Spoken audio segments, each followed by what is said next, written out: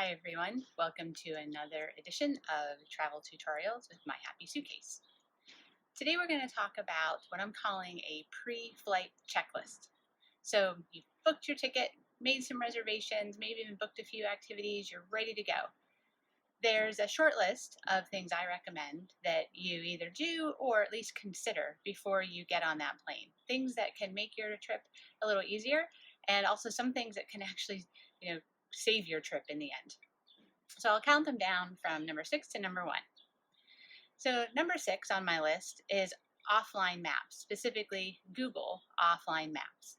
I'm not sure if you've heard of Google offline maps, but if you have a Google app on your phone, your tablet, you can actually download some maps and take them with you. So I have a few that I've downloaded for some recent travel.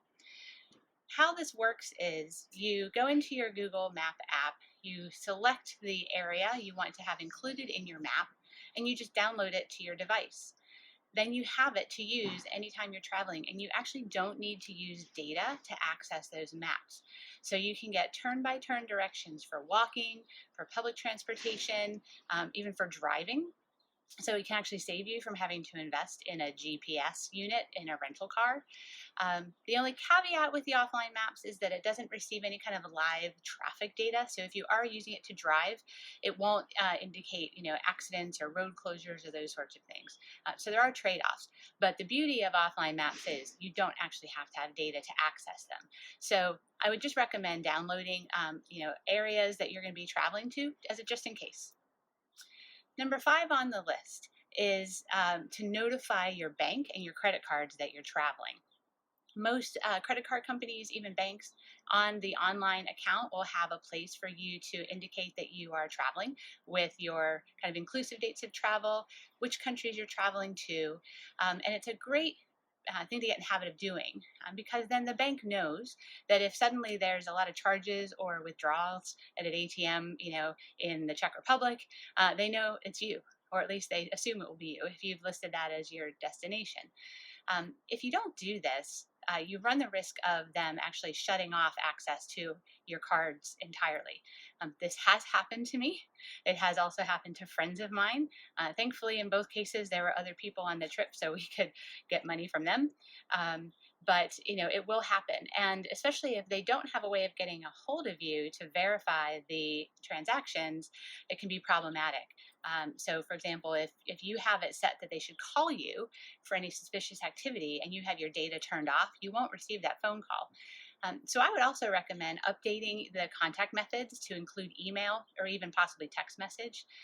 There's Wi-Fi hotspots all over the place, so you can always hop onto Wi-Fi with your phone and check your emails. A lot of banks even let you just approve those charges right in the email. So it saves you a lot of effort, especially when you may be in a time zone that's very different from your bank, making it difficult to connect with them. Okay, next up on the list is travel insurance. So travel insurance comes in a few different varieties.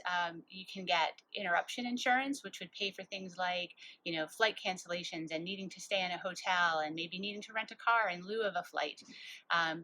Those things may not necessarily be covered by the airline, depending on the reason for the flight cancellation. You can get rental car insurance, and we'll delve into that whole topic on another video. But you can get third-party rental car insurance, and you can also get medical insurance. Now, medical insurance, it's difficult because you might have medical insurance in your home country, and especially if you live in the U.S., you have your health insurance. Don't automatically assume that you can use that health insurance if you're traveling abroad. You might be able to, you might not, but you'll actually want to check with your insurance provider, and then also find out, what are the steps required. If you aren't covered, then you definitely want to purchase travel insurance.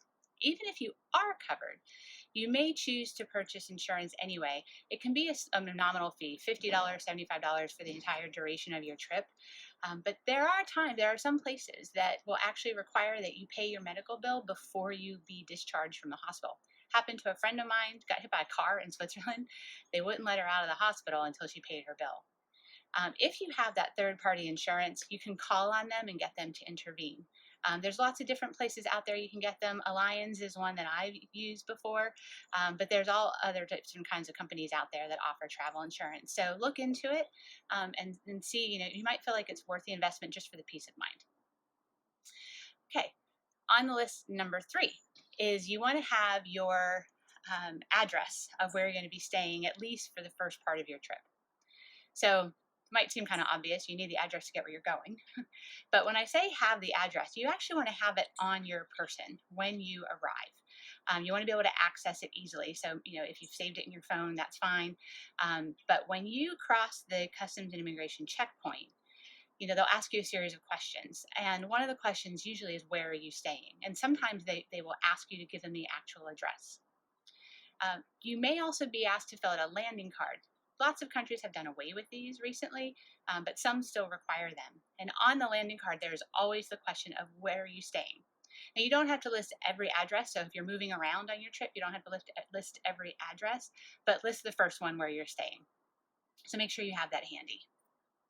Okay, number 2 is proof of departure. Seems like a strange thing, but again, when you go through that immigration checkpoint, they'll typically ask you, how long are you staying? Sometimes they will actually also ask you, show me proof of departure. This has also happened to me. I was in England, flew over to Germany for a couple days, flew back to England, was asked to produce any type of proof that I was leaving England on the date that I said I was. I didn't have anything with me because I literally left things in England, went over to Germany for a couple days, didn't even think about taking it with me, any of this stuff with me.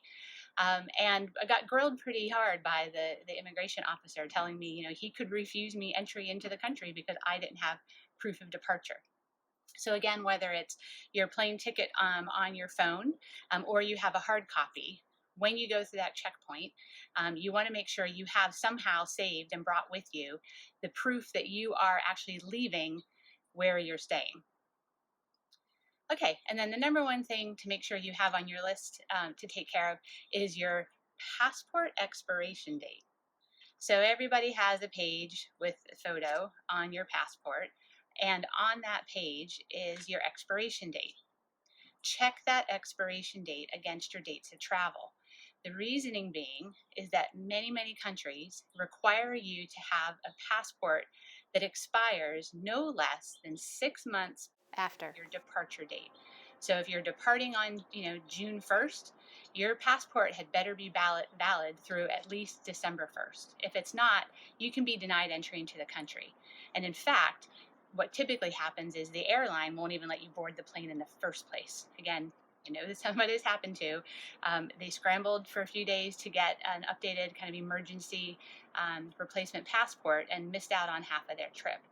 So double check and make sure that your expiration date and the date of your departure is at least 6 months apart, just to have that extra cushion. Okay, well, hopefully this top 6 list of pre-flight checklist items is helpful in your planning for your next adventure. For more travel tutorials, you can check out the My Happy Suitcase channel. You can also subscribe to the channel, and then as new videos get posted, you'll be notified. Or you can also check out the website for more tips and useful information and some fun stories at myhappysuitcase.com. Thanks for watching.